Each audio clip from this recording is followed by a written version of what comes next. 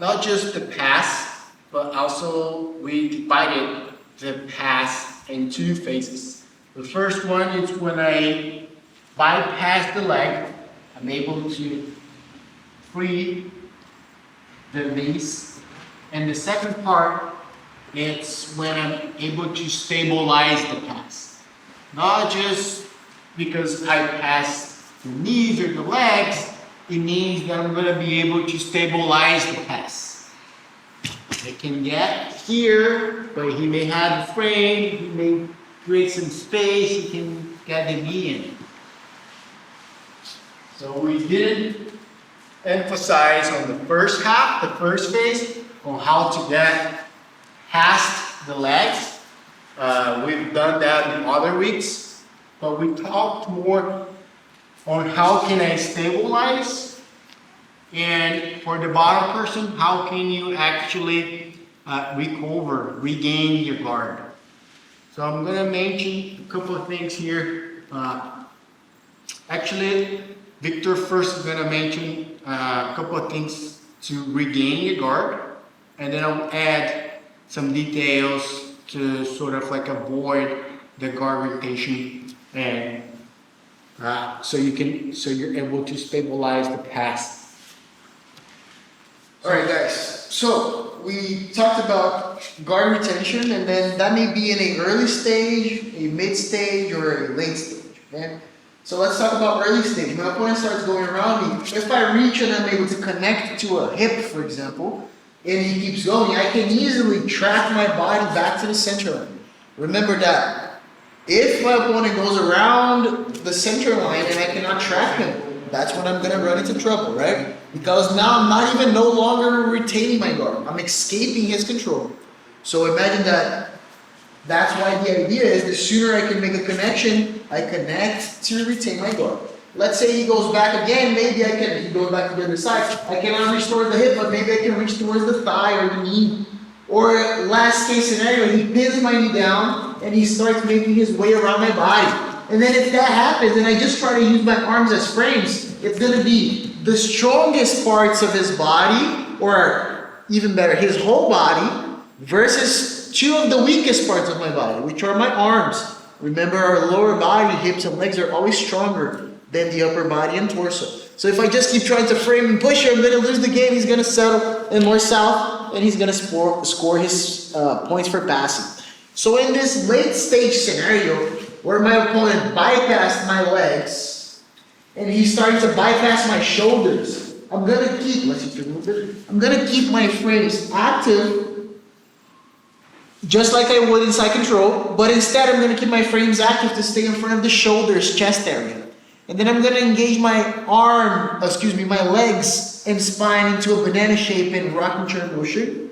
So I transfer the energy from my legs to my arms, so I'm able to create more distance. As that happens, I bring a knee and shin in front of my opponent's shoulder, torso. And then from here, I just keep spinning off of my grips, and then I'm able to, again, recover my guard. So if it's an early stage, and of course these are just examples, there are many other ways of doing the same thing. Early stage, I track the body. Mid stage, let's say that I'm able to frame and recover. And then late stage, I miss the timing, so I just accept the frames, but I keep creating space and rotating to get my guard back. And this would be not a north-south escape because he didn't establish, but it would be a way of retaining your guard from a north-south attack, okay? And this is pretty much what we worked on as far as guard retention. Great. So starting from here, you bypass the legs, you're sort of like trying to stabilize your pass on north-south. Victor mentioned that the first step for the bottom person should have the frames, so he has more space to get the knee in. So this battle here, he is suffering. He's like in pain, most likely. He's desperate, trying to find an edge to get another limb in the game. Just the two arms here is not going to be enough. He's like so desperate to get one in at least so he can win the battle, or try to win the battle. With that, my goal here is mainly to prevent his knees from being in the game.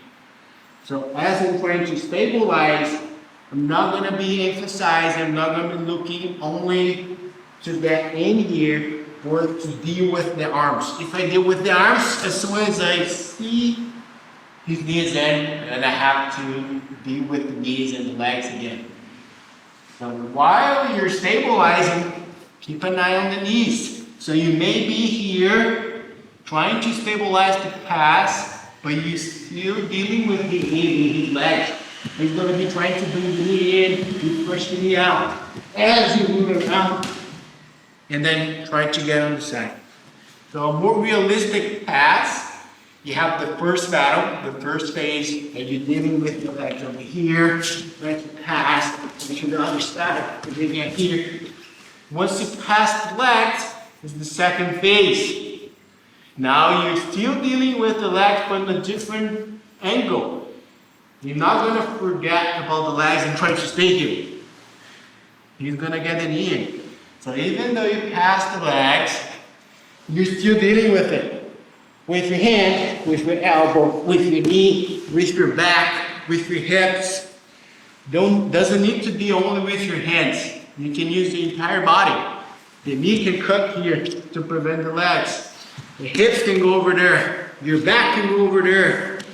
Your shoulder, your arm can go over there. To prevent the knees from coming in.